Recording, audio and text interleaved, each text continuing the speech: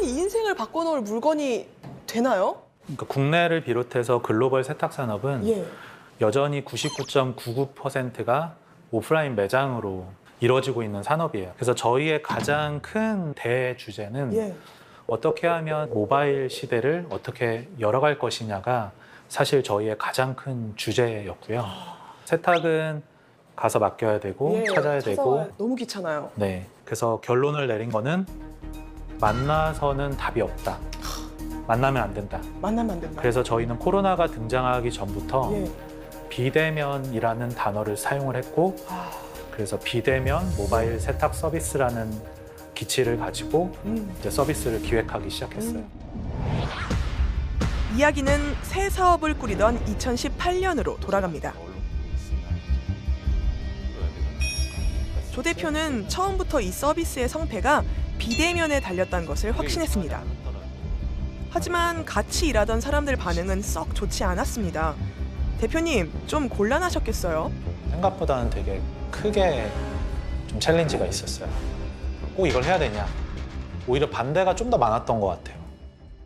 비대면은 뭐 저뿐만 아니라 다른 직원분들 모두 다 반대를 하고 뭐 대표님 혼자 거의 혼자서만 할 수 있다, 이건 해야 된다라고 말씀을 하신 건데 비대면이 뭐예요? 라고 심지어 제가 물어본 적도 있어요. 굉장히 어색했던 단어죠. 그냥 이런 말이 있었나 싶을 정도로 저는 되게 생소했어요. 세상에 없는 서비스잖아요. 세상에 처음 나온 서비스는 거부 반응이 있을 수밖에 없다고 생각해요. 비대면이라는 워딩이 굉장히 딱딱하고 뭐랄까 스타트업과 어울리지 않고 뭐 언택트가 맞냐 비대면이 맞냐 서로 되게 의견이 분분했다고 하시더라고요. 비대면이라고 했을 때 굉장히 뛰어넘어야 될 산들이 굉장히 많다고 저는 생각을 했어요. 좀 어려울 것이다 라고 생각했던 건 사실입니다. 만나서 주지 않으면 어떻게 줄 거야? 그럼 문 앞에 걸어야지. 그럼 문 앞에 두고 갔다가 잃어버리면 보상 어떻게 할 건데? 이렇게밖에 생각을 못 했던 거죠. 모두가 직원들. 그러니까 반대가 심할 수밖에 없었고. 이게 비즈니스의 본질일 수도 있기 때문에 그러니까 이거는 타협할 문제가 아니다. 타협도 안 된다면 반대하는 모두의 입을 딱 다물게 만들 뾰족한 수가 반드시 필요했겠어요. 대표님, 이거 기억나세요? 이거 맨 초창기에 얘기했던 거. 투박하기 이를 데 없는 이 물건의 정체는요. 비대면 서비스 실행을 위한 결정적 솔루션이자 치트키였습니다.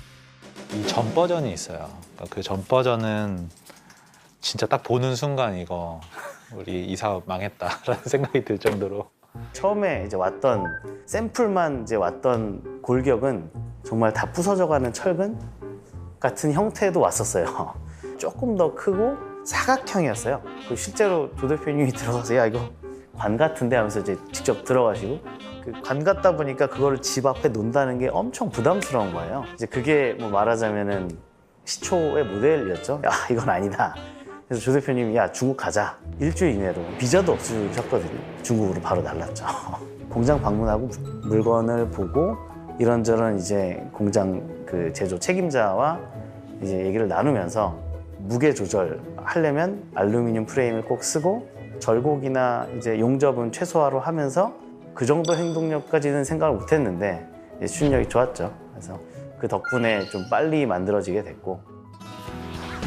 몇 번의 시행착오를 거치고 지금의 모습을 갖추기까지 꽤 긴 시간이 필요했대요. 그렇게 해서 누구의 얼굴도 보지 않은 채 세탁 서비스를 받을 수 있는 서비스 완성.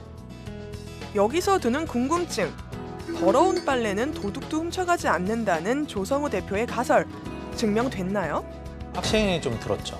차량을 도난을 당하면서 빨래는 도둑도 안 훔쳐가니까 되게 큰 리스크가 되지는 않겠구나라는 생각을 했었죠. 실제로 저희가 서비스를 런칭하고 난 이후로 도난으로 뭔가 훔쳐가서 없어진 경우는 단 한 건도 없었습니다. 오호, 놀라운데요. 대표님 가설 검증 인정. 비대면 반대파는 뭐라던가요? 그때 굉장히 세게 반대했었던 사람이 몇 명 있었는데 그게 정말 신의 한 수였다. 코로나가 오면서 이거를 뭐 설명할 필요가 없어졌어요. 숱한 반대에도 불구하고 어떻게든 자신의 원칙을 관철해내고야만 뚝심. 그 점이 달랐네요. 저희가 세계에서 처음으로 네. 자동 출고 시스템을 도입을 하게 됐는데 예. 이거를 바로 시작하지 않으면 우리 지금 여기서 망가진다, 네. 무너진다.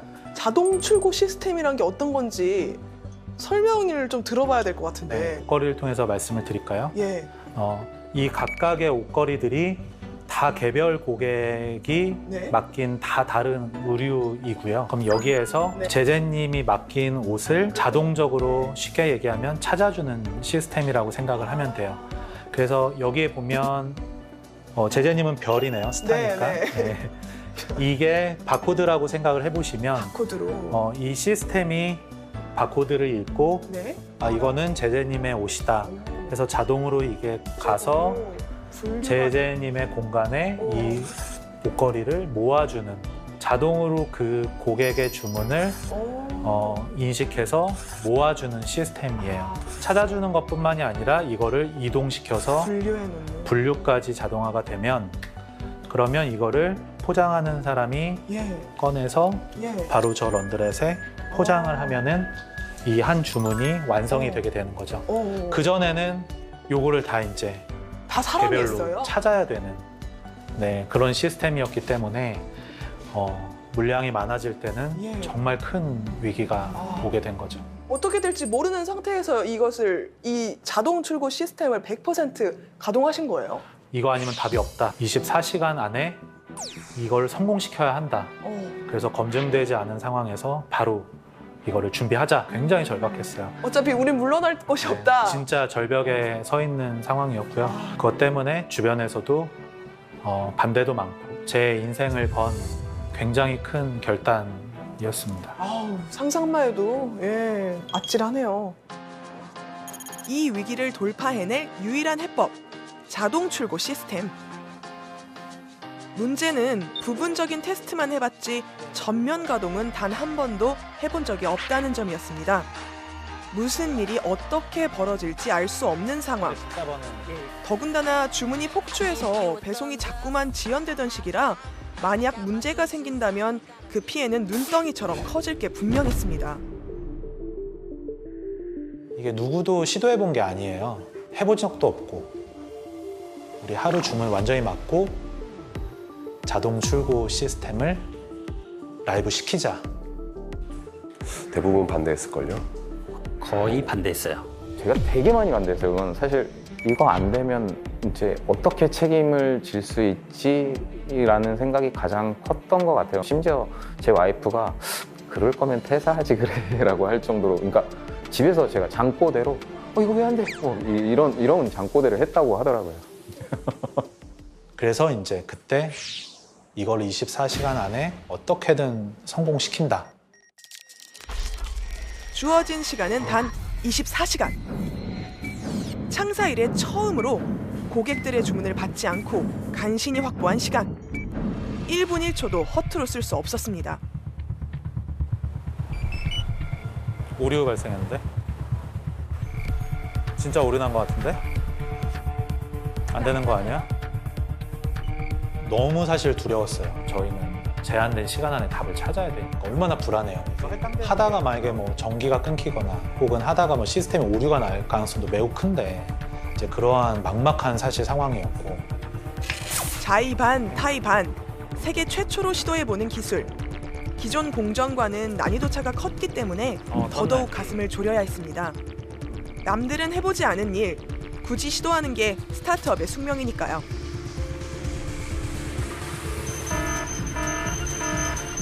또 오류 났다. 가다가 막 떨어지기도 해요. 이제 옷걸이가 이렇게 툭툭 바닥에 옷이 떨어지기도 하고 때로는 막 가다 멈추기도 하고. 오류 발생했는데 무게가 무거워서 멈추는 건지 가다가 뭐가 걸리는 게 있어서 멈추는 건지. 아예 이 시스템이 마비가 되는 것 같아요. 그래서 저기가 안 되는 것 같아서. 시스템 오류로 옷들이 뒤죽박죽 섞여버리는 최악의 상황까지 감안해야 했습니다. 멈출게요. 그날 공장 구석구석을 돌며 점검 또 점검. 조 대표 발바닥엔 불이 났다더군요. 과연 시간 안에 당면 과제를 다 마칠 수 있었을까요? 거의 절체절명의 위기인 상황이었었죠. 해야 된다는 목표의식. 넥스트 레벨은 없었습니다. All or nothing. 막다른 길로 돌진하는 수밖에요. 그리고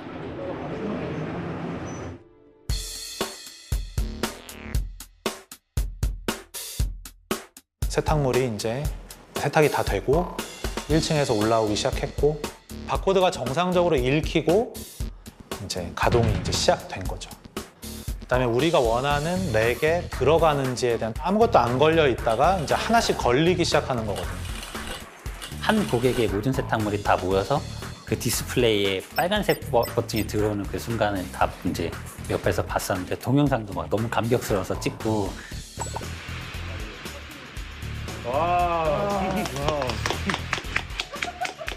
네.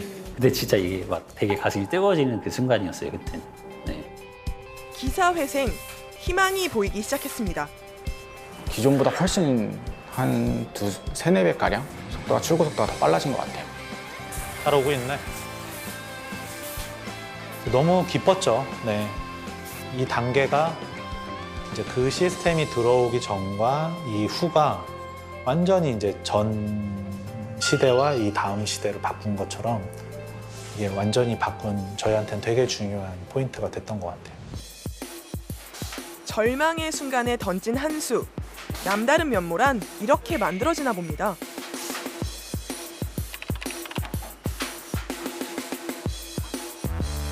가장 주요한 부분은 경험과 기술력이 있는 회사를 인수를 반드시 해야겠다.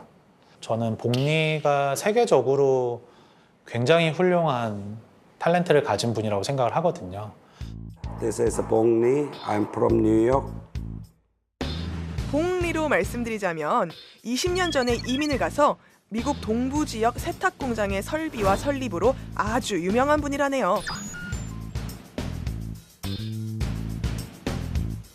그래서 거의 2년 가까이 요청을 했던 것 같아요. 네. 네? 뭘요? 조 대표의 1번 쇼핑 리스트에 A 플러스가 있었던 거였어요. 이 사업을 했을 때부터. 이쪽에서 보세요. 인건비 원가와 직결되는 스마트 팩토리를 계속 만들어가고 더 고도화하는 게 저희의 정말 목숨과 도 같은 중요한 미션인데 그거를 해낼 수 있는 사람, 회사가 A 플러스 복리 대표였거든요. 복리는 세탁 팩토리를 세팅하는 정말 창의적인 약간 예술가? 우리 회사에는 반드시 있어야 하는 인재, 보물, 경영진이라고 저는 생각했습니다. 이제 들어가서 옷에 대한 구김이라든가 이런 거를 옷의 형태를 그냥 자연스럽게 떨어주는 데예요. 그래서 나오는 것은 세탁 분야에선 이분을 따를 자가 없답니다. 나와 있네요. 콧대가 뭐 말 안 해도 아시겠죠? 저희가 인수 제안을 했을 때 계속 거절했죠. 네, 그럴 수밖에 없죠. 본인은 미국에서 성공한 사업가이고 미국에 집도 있고 건물도 있는데 이제 회사를 차린 사람이 자기를 사겠다고 하니 너무 어이가 없는 거죠. 그러니까 예를 들면 뭐 저희가 카카오를 사겠다고 막 얘기하는 약간 이런 느낌인 거예요. 네? 그래서 여쭤봤어요. 미국에서 사업할 때 이 회사 관련 매출이 어느 정도였나요? 그때 당시 100 중에 뭐 5%? 뭐 7%? 인수 제안 거절 할만 하셨네요. 사실 내가 이렇게 관심 있게 안 들었어요. 그냥 지나가는 얘기인 줄 알았어요. 사실 허투루 들었습니다. 조 대표의 미국 여행 도중 세탁 산업의 실체를 알려준 이가 바로 복리. 그땐 잘 나가는 세탁 설비 업체 사장님이셨는데 올해 M&A를 거쳐 이 회사 일원으로 합류하셨다는군요.